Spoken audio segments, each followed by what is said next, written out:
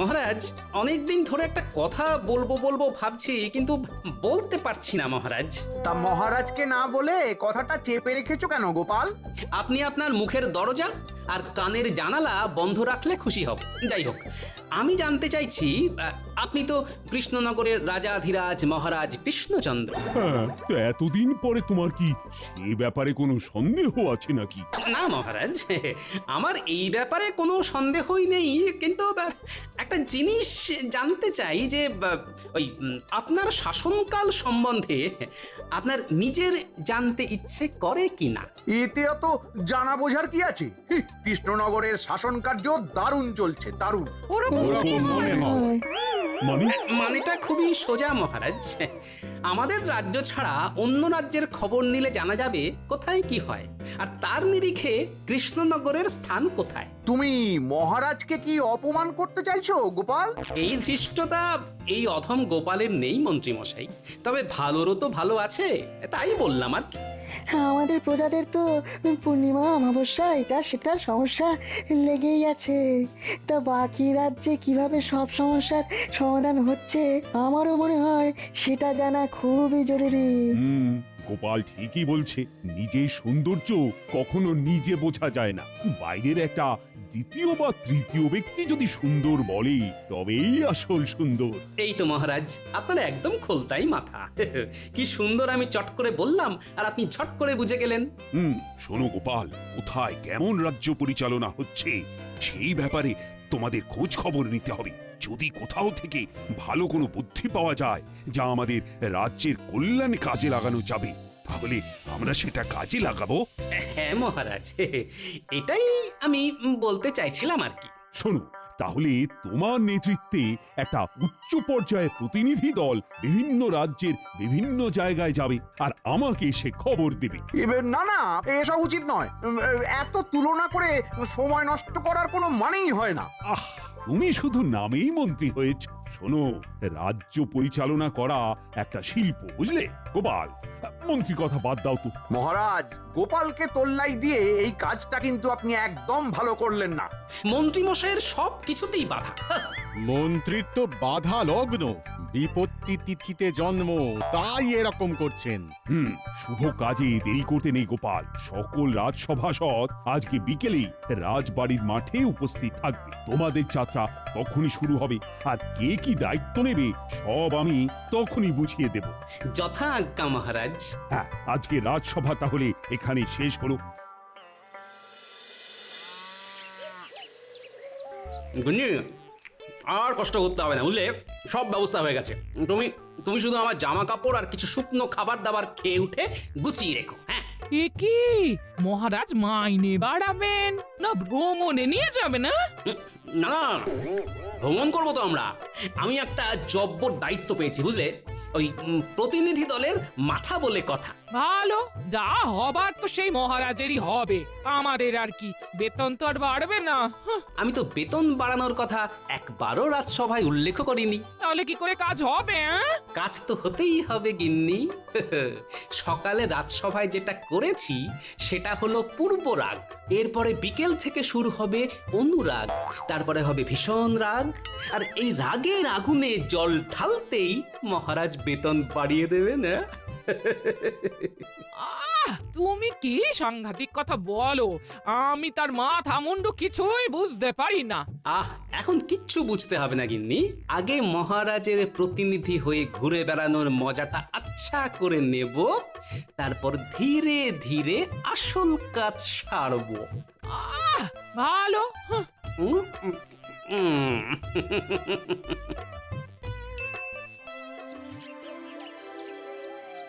কি সবাই চলে এসেছে, কিন্তু মন্ত্রী এখনো এলো না কেন? আমার মনে হয় মহারাজ এই প্রতিনিধি দলের মাথা গোপালকে করেছেন বলে মন্ত্রী মশাইয়ের অভিমান হয়েছে। এসব ঠুনকো অভিমানের কারণ তো আমি কিছুই বুঝি না। ওই তো আমাদের মন্ত্রী মশাইয়ের ডান হাত চলে এসেছে। মন্ত্রীমশাই খুব অসুস্থ। দুমদাম শরীর খারাপ হয়ে গেল। আচ্ছা, এত অসুস্থ হলে কি করে হবে? এরপরে যখন অন্য রাজ্যের খবর কানে আসবে তখন তো মাথা ভোঁ ভোঁ করবে। সেসব কিছু জানি না মহারাজ, যাই হোক। আচ্ছা শোনো, তোমাদের সবাইকে একসাথে পাঠিয়ে দিলে তো রাজসভার কাজ হবে না, আর রাজ্য রসাতলে যাবে। তাই আমি তোমাদের সকলের মধ্যে থেকে গোপাল, কবি, বিজ্ঞানী আর পণ্ডিত এই চারজনকে বেছে নিলাম। তোমরা চারজনে বিভিন্ন রাজ্য ভ্রমণ করবে, আর তোমাদের দলের মাথা হবে গোপাল। গোপাল দেখবে মূলত অন্য সংস্থানের ব্যাপার, সভাকবি দেখবে বস্ত্র, বিজ্ঞানীর দায়িত্বে থাকবে বাসস্থান এবং পণ্ডিতের দায়িত্বে থাকবে শিক্ষা। তোমরা অন্তত দুটো প্রতিবেশী রাজ্য ঘুরে 15 দিনের মধ্যে কৃষ্ণনগরে ফিরে আসার চেষ্টা করবে। যথা আজ্ঞা মহারাজ। আপনার মাথায় ওটা কি? ওরে ওরে জলপট্টি রে জলপট্টি, ইহ, আমার এখন উচ্চ রক্তচাপ, সারা মাথা টনটন করছে, ঝনঝন করছে। এত চিন্তা করলে তো আপনার জ্বর চলে আসবে। আরে জ্বর যাতে না আসে সেই জন্যই তো আগে থেকে মাথায় জলপট্টি দিয়ে রেখেছি। কিন্তু আপনি এত চিন্তা করছেন কেন? অন্য রাজ্যের রাজ পরিচালনা কেমন হচ্ছে সেসব দেখার দায়িত্ব তো গোপালের কাঁধে। আপনি আপনার ঘাট থেকে চিন্তার ভূত ঝেড়ে ফেলুন।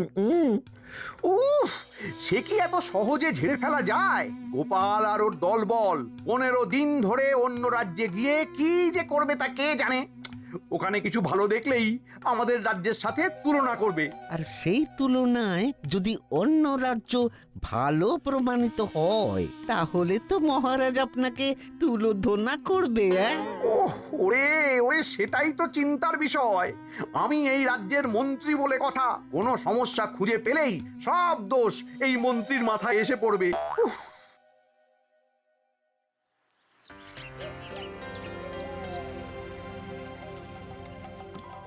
আরে আরে, কৃষ্ণনগরের সভাসদগঞ্জে সবাই আসেনি খাম্বাজরাজ, শুধু আমরা চারজন মাত্র।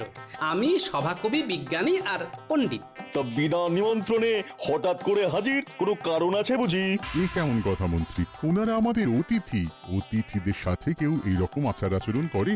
ভুল হয়ে গেছে মহারাজ, আপনারা এত দূর থেকে এসেছেন, আসুন আপনারা অতিথিশালায় এসে বসুন, আমি আপনাদের খাওয়া দাওয়া আর বিশ্রামের বন্দোবস্ত করছি। হে কি গোপাল, দুপুরে আমাদের খাওয়া তো কখন হয়ে গেছে, কিন্তু তুমি এখনো খাচ্ছ? আর বলো না বিজ্ঞানী, ওই পোলাওয়ের সাথে মাংসের ঝোলটা যা বানিয়েছে না, আমি লোভ সামলাতে পারিনি, তাই খাম্বাজরাজের রাধুনির কাছ থেকে একটু চেয়ে আনলাম আর কি। বিকেলে তো আবার মুড়ি তেলে ভাজা খেতে দেবে বললো। সেটাও হজম করে নেব। খাচ্ছে গোপাল, দাচ্ছে গোপাল, বাড়ছে তাহারে ভুঁড়ি, এখনো খাচ্ছে মাংস পোলাও, বিকেলে খাবে মুড়ি। কি গোপাল, তোমাদের যত্ন আত্মীর কোনো ত্রুটি হয়নি তো? না না খাম্বাজরাজ, কি যে বলেন। যাই হোক, আসার পর থেকে আপনার সাথে অনেক কথাই হয়েছে, কিন্তু জরুরি কথাটাই হয়নি। হ্যাঁ বলো গোপাল। আমার মনে হয় ওই আলোচনাটা একটু বাইরে হাঁটতে হাঁটতে করলে ভালো হয়। এত খাওয়া দাওয়া হচ্ছে, খাবারটাও হজম হয়ে যাবে আর কি। হ্যাঁ তাহলে তাই চলো, এই তোমরাও সবাই এসো। যত্র হটন্তি তত্র ভুঁড়ি কমন্তি। আমরা আসলে ওই মহারাজ কৃষ্ণচন্দ্রের প্রতিনিধি হিসেবে এখন বেশ কিছু রাজ্য ভ্রমণে বেরিয়েছি। বাহ, বেশ ভালো। মাঝে মাঝে এরকম ঘুরতে যাওয়া শরীর আর মনের জন্য খুবই ভালো। মহারাজের জয় হোক। মহারাজ, এই নিন আপনার দুপুরের শরবত, আপনি তো না খেয়েই বেরিয়ে পড়েছেন। কই দেখি দেখি। বাহ, বেশ মিষ্টি আছে, এই নিন। কি গোপাল, তুমি আমার শরবত খেয়ে নিলে কেন? পুরোটা খাইনি তো খাম্বাজরাজ, শুধু দেখে নিলাম মিষ্টি না টক। ও মা, গোপাল তুমি কিন্তু খুব দুষ্টু হয়েছো। কোনো ব্যাপার না, আমি আবার শরবত করে আনছি। থাক, আর লাগবে না। তাহলে আমি বাকিটাও খেয়ে নিচ্ছি, ভালোই হলো। জলের দরে ফলের রস, মানে ওই বিনামূল্যেই হয়ে গেল। ও সব বাজে কথা রেখে যেটা বলতে চাইছিলে সেটা বলো। গোপালের শুধু বাজে বকিতং বকিতং। আমরা চারজন আপনার রাজ্যের 4টে বিষয় সম্পর্কে জানতে এসেছি। আমি অন্ন, বিজ্ঞানী বাসস্থান, সভাকবি বস্ত্র আর পণ্ডিত শিক্ষা সম্পর্কে জানবো। ও এই ব্যাপার, তা এই ব্যাপারে যে বা যারা তোমাদের সহযোগিতা করবে তাদের সাথে কথা বলিয়ে দেব। উফ, তাহলে তো ভালোই হয়। আচ্ছা চাষি ভাই, তোমাদের এবারে ফলন কেমন হয়েছে? কি বলবো বলো, আমাদের জমিতে খুব একটা ফলন হয় না, যা হয় তাতে নিজেদের সংসারে দুবেলা দুমুঠো খেয়ে পড়ে বাঁচতে পারি আর কি। আর তোমাদের রাজাকে খাজনা দিতে হয় না? না, খাজনা নিয়ে জোরাজুরি করেন না উনি। সে কি গো? হ্যাঁ, আমাদের রাজা মন্ত্রী খুবই ভালো, প্রজাদের ভালো মন্দ ব্যাপারটা বেশ বোঝেন। বেশ বেশ।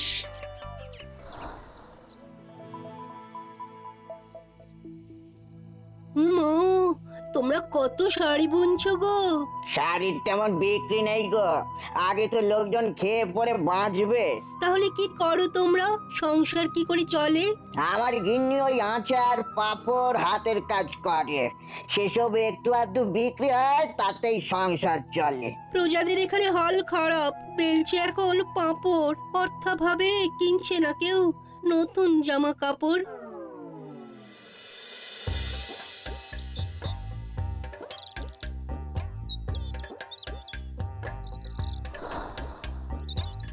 আচ্ছা, সেই জন্যে খাম্বাজ রাজ্যে নতুন বাড়ি ঘর হচ্ছে না। বুঝেছি। বেশ বেশ, আমি চলি গো।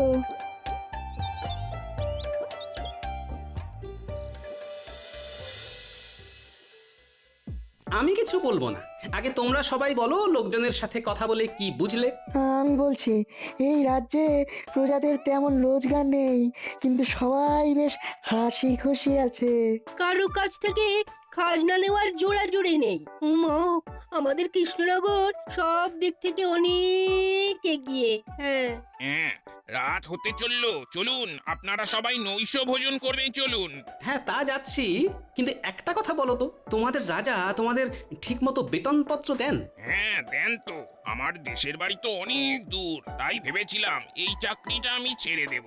তখন তিনি বললেন এই রাজ্যেই মা বাবা স্ত্রী সন্তানকে নিয়ে আসতে, আমিও নিয়ে এলাম। উমা, দেশ না হয় ছাড়লে, কিন্তু থাকছো কোথায়? ওই তো মহারাজ আমাদের জন্য একটা পাকা বাড়ি বানিয়ে দিলেন। মহারাজ এদিকে খুব ভালো, সবার প্রত্যেক বছর বেতন বাড়ে। বাহ, চলো।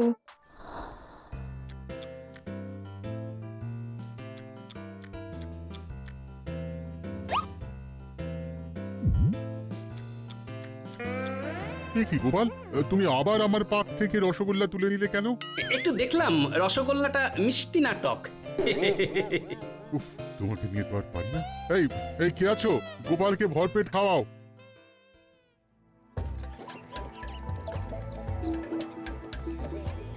এবার আমরা বর্ধমান রাজ্যে যাব।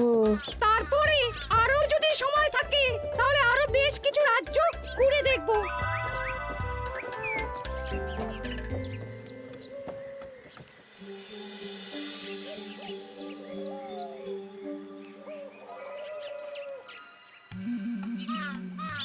কি মন্ত্রী, এতদিন হয়ে গেল, এখনো আমার পাঠানো প্রতিনিধি দলের কেউ তো এলো না। দলের মাথা যদি গোপালকে করেন, তাহলে তো আপনার কপাল খারাপ হবেই। আপনি তাই চিন্তা ভাবনা ছেড়ে দিয়ে রাজসভায় চলুন মহারাজ।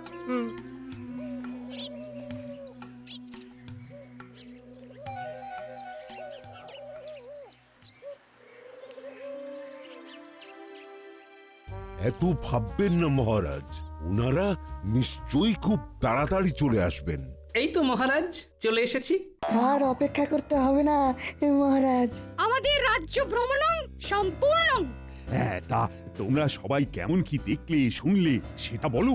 মহারাজ, রাজস্ব আদায়ের দিক থেকে সব রাজ্যের থেকে এগিয়ে কৃষ্ণনগর। বাহ বাহ বাহ, সে তো ভালো কথা। তার মানে আমাদের রাজ্য প্রগতির দিকে আছে। কিন্তু মহারাজ, আয় কম হওয়া সত্ত্বেও অন্যান্য রাজ্য যখন রাজকর্মচারীদের বেতনের সঙ্গে মোটা ভাতা দিচ্ছে, তখন কৃষ্ণচন্দ্রের সভাসদরা ঘটি ঠুকবে কেন? কাজ না করে খালি বেতন বেতন করলে চলবে? অন্য রাজ্যের রোজগার কম, সভাসদের বেতন বেশি, আমাদের এখানে কম বেতনেই থাকতে হবে খুশি। আমার আর আজকে কিছু ভালো লাগছে না। যা কথা হবে আগামীকাল। তোমরা যে যার বাড়ি চলে যাও, আগামীকাল এই নিয়ে কথা হবে। মহারাজ, আজকে কিন্তু একটা হেস্তনেস্ত করতেই হবে, আমি বলবো না। মহারাজ, খাম্বাজ রাজ্যে, বর্ধমান রাজ্যে আমাদের মতন শিক্ষার সুব্যবস্থা নেই। থাকলেও পাঠশালায় ছেলে বলে আসে না। আমার যদি বেতন না বাড়ে তাহলে আমি কি করে পড়ানোর অনুপ্রেরণা পাবো? ওমা, এক অবস্থা তাঁত শিল্পেও মহারাজ। এখন তাঁতিরা পাঁপড় বেলছে, আর আমাদের সভাসদরাই যদি ভালো কাপড় জামা না পরে তাহলে তো একই অবস্থা আমাদের রাজ্যেও হবে। মাইনেটা বাড়ান না। হ্যাঁ মহারাজ। ওরা সবাই সত্যি বলছেন। আর কতদিন পুরানো বেতনে কাজ করব? বাজারের পচা শাক সবজি আর মাছ খেয়ে থাকবো নাকি? সেসব খেয়ে রোগ হলে আবার পাচনের খরচ। আচ্ছা দেখছি। উফ, অমন্ত্রী, আমাদের কোষাগারের কি অবস্থা? মহারাজ, কোষাগারের যা অবস্থা, তাতে বেতন বাড়াতে গেলে প্রজা কল্যাণমূলক কাজ সব বন্ধ হয়ে যাবে মহারাজ। ও বাবা, তাহলে তো বেতন বাড়ানো যাবে না। রাখুন তো মন্ত্রীর কথা। একদম বাজে কথা বলবে না গোপাল। মহারাজ এক কথার মানুষ, আর তাই বেতন বাড়বে না যখন একবার বলে দিয়েছেন তখন আর বাড়বে না। আমরাও তাহলে ছাড়বো না। হ্যাঁ, আমরা রাজবাড়ির দরজার সামনে সবাই ধন্যায় বসবো, আমরণ অনশন করব। হ্যাঁ হ্যাঁ, সকল রাজ্যবাসী জানুক আমাদের মহারাজ কতটা নির্দয়, আর তারপরে সবার সামনে মহারাজের নাক কাটা যাবে। চলুন সবাই ধন্যায় বসি।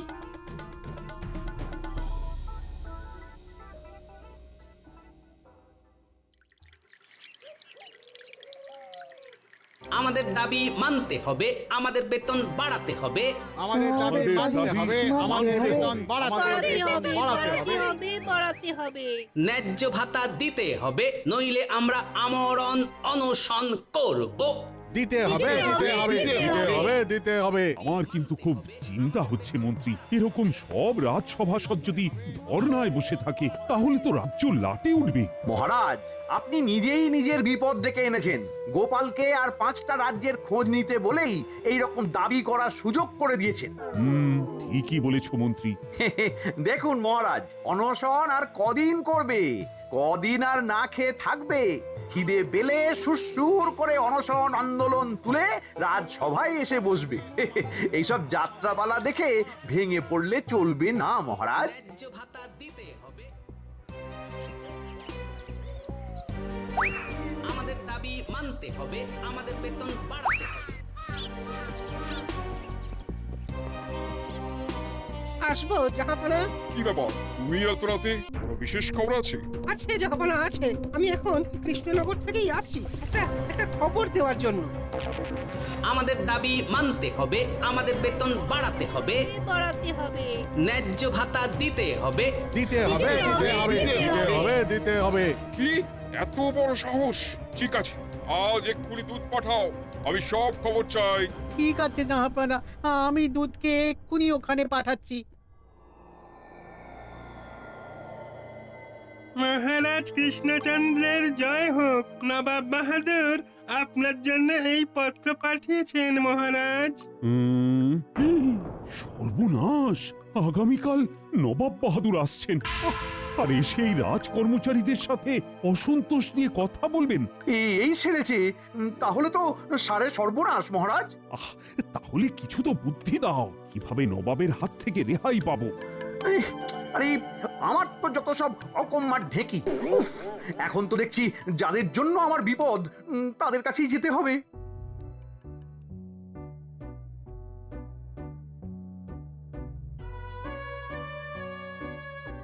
মানতে হবে, মানতে হবে। ও গোপাল, তোমাদের এই ধর্ণা আন্দোলন বন্ধ করো। এই খবর নবাবের কাছে চলে গেছে। উনি আগামীকাল সশরীরে এসে যদি এসব দেখেন, তাহলে আপনার গদি নড়ে যাবে, তাই তো? কিন্তু আমরা আমাদের আন্দোলন চালাবো, দাবি না মেটা অবধি চলছে, চলবে। না না না না, এরকম করো না। কিছু একটা উপায় তো বলো, নইলে আমার গদি ডুবে গেলে তো নবাবও যে তোমাদের মোটা বেতন দেবেন তার কোনো ভরসা নেই। ঠিক আছে, এত করে যখন বলছেন তখন আমার একটা উপায় আছে। কি উপায়?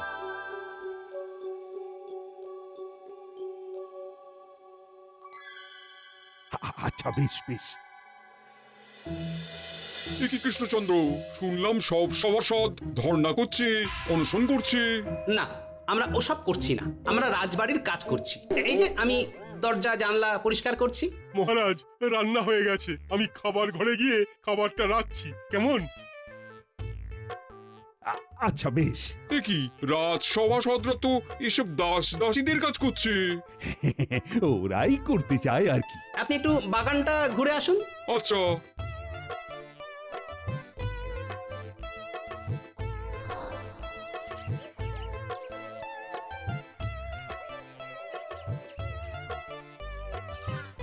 এখন আমি রোদে দাঁড়িয়ে দিচ্ছি গাছে জল, কদিন পরে আসবে গাছে মিষ্টি মিষ্টি ফল।